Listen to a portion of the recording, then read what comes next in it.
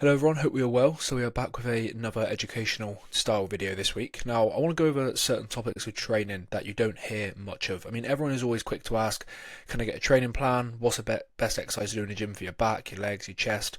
The list goes on. But what people don't really talk about, and what I don't see on social media, what I don't really get any questions about, is actually what comes way before then, and which is way more important, which is warm-up sets, weight to use, rep ranges, execution, and tracking the lifts. Now, if you have all of these points covered and you pretty much become a master at these, and you're always going to be learning in training, like it's a skill that you never master, you just get better and you understand more. You still have bad sessions, you still have days where you get a bit weaker and don't really know why. But this is why it's all about just seeing training as actual training. What does training relate to in normal life? It's practice. But when it comes to the gym, people expect to have training all figured out within day one. And if they don't, they tend to just sack it off. So see it as your practice, something you get better at, something you never stop researching. This is why honestly I think the best thing you can do to get better in the gym and get better results is just watch more videos like this. Whether it's me or someone else, just watch educational videos of people training, or just people training in general, like days in their life. You just pick up so much when you see someone who's in shape, see what they're doing. You can learn a bit just from doing that. But yeah, back to the point I was making. If you are someone who can pretty much learn and master these topics, you can pretty much go in the gym without much of a plan and still get results. Like you can go in the gym and become that person where if the machine that you wanted to use that day is being used, it doesn't really affect your end result. Because I am someone who always bangs on about how important it is to have a training plan. I've been following the exact same training plan now since for the last 5 or 6 months on this bulk. I've only changed the order of a few things, added an extra set here and there, but realistically you don't need to change that plan. You can use the same plan for a year. The only reason I'd really change that plan is if you get bored of it, for one, which is the most important reason. Second reason would be you've pretty much maxed out that weight in the gym and you just find it like butter, very unlikely reason. And then the other one would just be you kind of hit a wall on that exercise, and that doesn't just mean you can't go up anymore on your bench press, so we just stop.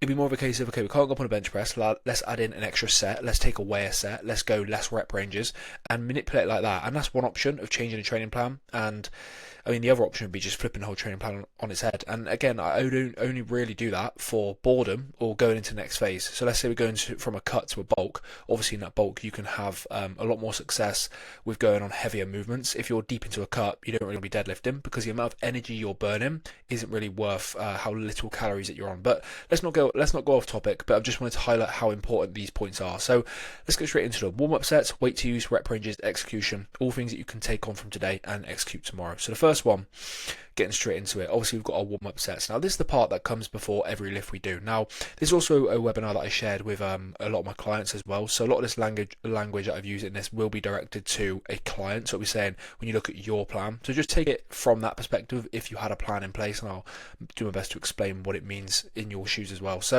this is the part that comes before every lift we do. So most importantly, as this part used to confuse me quite a bit as well, this isn't like your standard warm-up. This is almost called like a feeder set. So this is not your standard warm-up, which you all grow up knowing is to actually just warm you up. So let's say in football or whatever, you do a few stretches. Your warm-up sets are not those kind of sets. Yes, they have that benefit, but when I was first started to do warm-up sets, I get deeper into the plan and just think, I'm warm now, I'll crack on. So I was just starting my set and just hitting the reps that I wanted to hit. But as I said, this is not as much of a prevent injury warm-up style, but it's mostly to feel the movement out, get comfy, find form, find tempo, and the weight that actually feels good enough to fail in that rep range.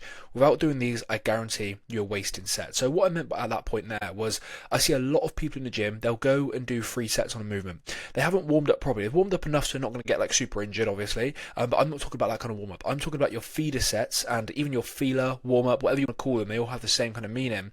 I'm talking about those sets where you do 1 to 3 sets to figure out what weight actually feels good enough to push you for 3 sets. So let's give you an example. Let's say you go straight into a set, right? You just stretch a little bit, but you go onto the bench press, and just easy example, you go onto the bench press and you do 15 reps, okay? And you do that set, and the second set you think, okay, I could definitely do a bit more than that. So you increase the weight, still feel like you could do a bit more, you increase it again, and on that last third set, that is the only amount of weight you've actually hit on those sets, which you actually feel like, yeah, that was really hard. The first 2 sets were basically just warming you up to that big third set. So you actually only done 1 set, because let's remember the objective of training is to give our body a reason to change, and a successful set is pushing that barrier of, okay, I did a bit more than last week, or it was a bit more intense, or I went to failure. Those are giving your body signals to go away, get stronger, and come back and beat that set. And that is all you're doing in the gym every day. It's why it's quite a slow and long process to actually see proper results. So you need to be asking yourself, are you doing that? And if you're someone who's going in, hitting a set and just cracking on and not really thinking about it, you are not giving your body a reason to change. I use this expression a lot, but I always like to mention how your body never actually knows what you're trying to do. You have to be really specific on what you're doing for the body to pick up the signal on, okay, this is what we're trying to gain from this. Because if you are just going in doing 1 to 3 sets and you're not actually warming up efficiently, you're not feeling the weight out beforehand and getting to a point where you're like, yeah, okay, I found this weight, this is going to help me fail in the 8 to 10 rep range I've got set for these 3 sets on a bench press, then your body will literally just think you're picking up boxes at work. Like, yeah, if you've just started the gym and you're a complete beginner, you're going to see some change, but you can't just get comfy on that. And if you're years into the gym and you're still doing this, which is what so many people do, you're leaving so much progress on the table. The other sets, then you're just shifting weight. Imagine you did those first 2 sets as warming up. You didn't track them, but you just warm up to feel how good feel how good the weight is that day. But then you did 3 sets just like your last set, where you actually hit failure. You actually push past that barrier and give your body a reason to change. Absolutely game changing. So make sure that's something you're doing. Go into your warm up sets, every single exercise, 1 to 3 feeler sets. Find a weight which feels good enough to fail in the rep range that you set, and always set a rep range. We'll get onto that soon. And then you go from there and make sure you're actually giving the body a reason to change. So moving on then, we've got what weight do we actually use. So you've done your warm up set. You've kind of figured out what weight feels quite nice, and you maybe have a log of what you've done last week, but if not, obviously this is how you figure out what weight you use. So this highlights why we warm up and track lifts. Once we've completed our warm up set, we should now be very confident in what weight feels good enough to fail in the desired rep range. Only now do we actually start the working sets. So let's break down what that means. So a working set is if your plan says you've got 2 sets on a bench press, that's your working set. They are 2 flat out tracked sets, which we then try and beat the week after. They are not the 3 to 4 or whatever warm-up sets you do before that. So you could actually end up doing 5 sets on a bench, but 3 of them are very light warm-up sets. That's not a set. That's not a working set. That's just, you've got to warm up a little bit, whether it's prevent injury or get into the things we just mentioned. So you basically just use the same weight as last week when you've warmed up. So let's say I'm on a bench press again. Let's say I've done 100 kg last week for 8 reps and my rep range is 8 to 10. I'll warm up, get to the point where 100 feels quite nice. I might do like a 1 rep of 100, or I might just do 60 kg, 80 kg. Right now I'm going to go to 100 and I'm going to start my working set. Last week I did 8 reps of 100, so I'm going to try to get 9. Or I'm just going to try repeat 8, but I'm going to go a bit smoother. Or maybe if I'm feeling really strong, I might do 110, but you're never going to make big jumps like that until you've hit the higher end of the rep range. So let's use an example like I just did there. You got 1 set of 8 to 10 on your plan, 1 set 12 15. So week 1 you do 8 to 10, you do 60 kg for 10. So you've hit 60 kg of the higher end of the rep range, and then you've got 50 kg for the lower end of the rep range. As you can see, 10 reps, 10 reps, 12 reps, 12 reps. Week 2, I'm going to go in and I'm now going to do 65 for 8 because I've done 10 reps for 60. Why would I repeat 60 again? I've already hit the maximum rep range that I'm trying to hit. So let's put it up a bit and go down to 8 reps. The week after, I might try 9, try 10, and then I'll go for 70 kg. Very simple concept. But then I'm also going to try and do 50 again because I only got it for 12. So let's try to get a bit closer to 15, 13 this week. And you're basically repeating that process. Each week, you should be aiming for similar changes. Never sacrifice your form. Let the control improve as the weeks go by. And obviously, some weeks you may even regress or not feel strong. But there's other areas of life that impact that. It doesn't just mean you're doing the things wrong. But there's other areas of life which do obviously have an impact on the lifts. But hopefully that will make sense because it's so important. So do you warm up? You know what weight you did last week. If not, track it this week so you know for next week. And then you can basically just warm up, repeat what you did last week. Makes life a lot easier. And then rep ranges. So mainly covered in the previous slide, but I'm going to give you an example again. So you should all be following a workout plan. This is the point I put out there every day. Got a free one in pretty much the caption of almost all my videos, bio on Instagram, and it's nothing magic. It's just a free workout plan which you can start to track your lifts on. For my clients, obviously we tailor everything a bit more one-to-one around, okay, what's our weaker areas, what exercises do we actually enjoy, looking at form clips every week and making sure that we're nailing it. So, and that just kind of says all you need to know. If I give my clients a workout plan, and yes, it's tailored a lot more than the standard one that you would just pick up online or ChatGPT, but even when I give my clients a workout plan, I'm not looking for anything super specific within the plan. It's more a case of, okay, now show me how you execute that plan. So that is showing you it's actually the stuff I'm talking about here, which is important. Are you going to failure? Are you working within a rep range? If I go on my client's logbook and they're doing 15 reps and I've told them to do 8, that's something we pull up on, and that's why all of this is so important, because it's not just ticking off the lifts, it's not just getting it done and going home after work. You actually got to focus on this if you want to see a return, just like anything else in life. So rep ranges, let's mainly cover this in previous slides, sorry. don't know why I didn't add that on, but let's say correct example, week 1. So the one we covered before, one set of 8 to 10 for 60 for 10, and then we got one set of 12 to 15, and we got 50 for 12. So next week we go a bit heavier for 8, and then we keep the same weight we did here because we only hit 12, and we go up an extra rep. Now let's go to the wrong example, which I see all the time. So wrong example would be, you do one set of 8 to 10, and you go 40, and you hit 10. You've got it very easily. You stopped at 10. You could have probably done about 20 reps if you needed to, but you stopped at 10 because you just saw the rep range, chucked on a random weight, and just completed the rep range. The rep range there is nothing magic. There's no extra gains you get from doing 8 to 10, but we've just set a rep range to fail in, okay, which allows you to go quite heavy, but also still get a nice bit of volume in there as well. And then we've also done 30 kg on any exercise. Let's not really give a proper example there, but 30 kg for 15 reps. And then week 2, you've gone back in, you've done 40 for 10 again, and 30 for 15 again. Why would you have not gone heavier there? You've just proved to yourself you're working in rep range, you've ticked that off, you've done your warm-up sets, you've ticked that off, but then you've got 40 for 10, and you do it again next week. The only way I would repeat the same each week is if you know that 40 for 10 was really sloppy and you think, no, do you know what, I'm not going to increase the weight until I absolutely nail that. That is the only way I would not change the weight next week, because progressive overload, remember, and getting stronger each week and give your body a reason to adapt is not just the weight you put on the bar. It could be controlling it a bit more. It could be just spending more time in failure, adding in a pause rep, going up an extra rep. Weight is actually one of the last things that you would increase, because it's, again, going to be the hardest thing. You're not going to PB every week, and you have to have that. You have to manage those expectations. But correct example, one set of 8 to 10, you hit it for 60 for 10, so next week you do 65 for 8. Wrong example, you got one set of 8 to 10, you hit 40 for 10, and next week you just do the exact same thing. And again, that is bearing in mind that was an easy 10, you could have got an extra 10 out of it. Just make sure you're actually failing within reps. You can't just move a weight from A to B just because that machine's been built and it has a massive gym sticker on the side of it and it's in the middle of a big gym. Your body still does not know what a shoulder press is. It doesn't know what a bench press is. All it knows is just the weight you're applying to that muscle. And so even if you are doing these exercises and you're not being accurate within those movements, so make sure you're actually hitting the wrong body part. How many times do you do a lat pull down and you feel it in your forearms? That's not going to grow your back either. You have to be accurate. The machine isn't going to do it for you. So this is why you always have to learn on this stuff. And we're going straight onto that now. So executing lifts.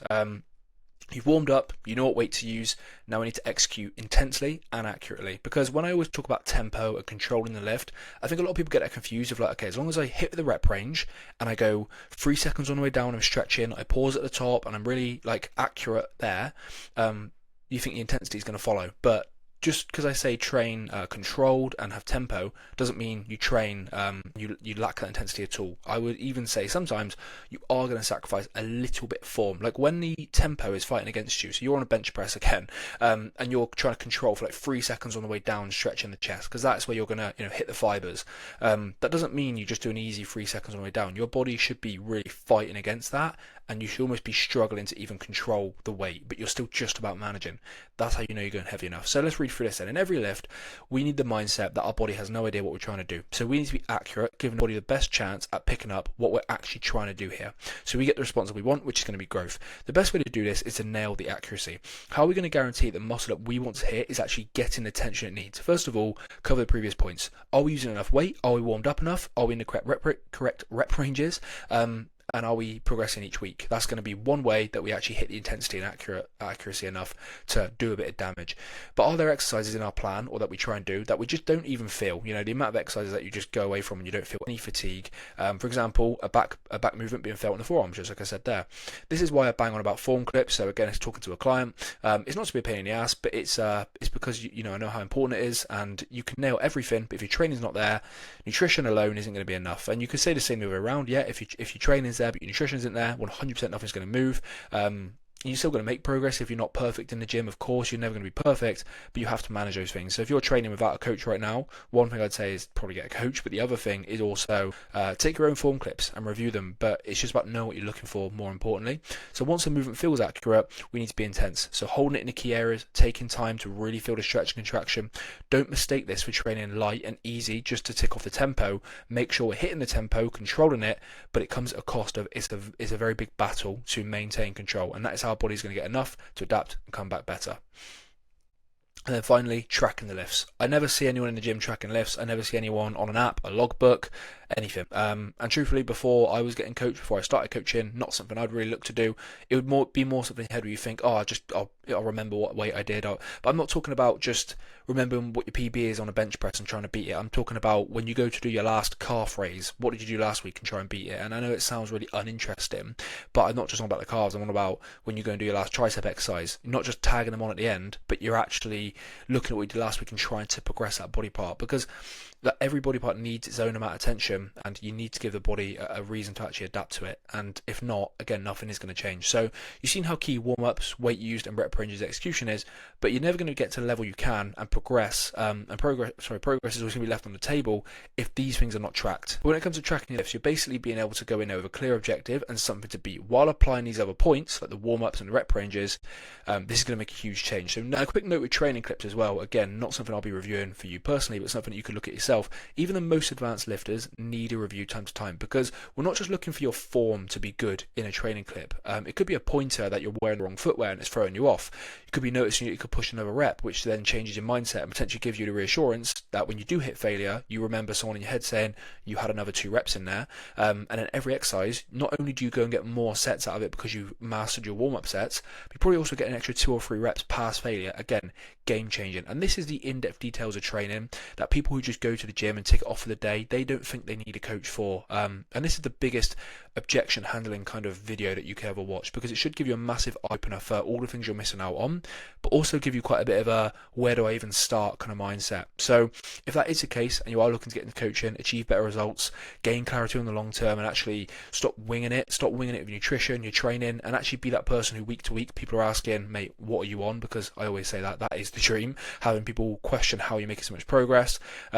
And it can be you, very simply it can be you. You just need to get the right things in place, put your guard down a bit, and understand that no matter how advanced you are, whether you're a beginner, intimate, really advanced, you can always do better with someone in your corner, keeping you accountable to the right things.